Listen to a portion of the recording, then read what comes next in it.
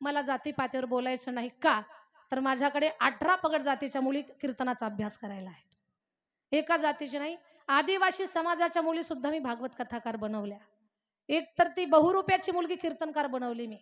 सगळ्या जाती धर्माच्या मुली आहेत माझ्याकडे. धनगर, वंजारा, कुणबी, मराठी, साळी, तेली, तांबोळी, चांभार, कुंभार, ढोर सगळ्या जाती धर्माच्या मुली माझ्या संस्थेमध्ये अभ्यासाला आहेत. आणि त्यांना शिकवत असताना कधीच आमच्या तोंडातून जात हा शब्द कधीच बाहेर पडत नाही. ती लेकरं सुद्धा तशीच घडताय. पण हे आज का बोलायची वेळ आली तर आपण डोळ्यांना पाहतोय. कुणी म्हणजे सगळ्या जाती धर्माच्या लोकांना माहिती आहे की काय आज मराठा समाजातल्या पोरांची दुरावस्था आहे. खूप शिकताय पण गावाकडे मोकार फिरताय का? शिकून काही उपयोगच नाही.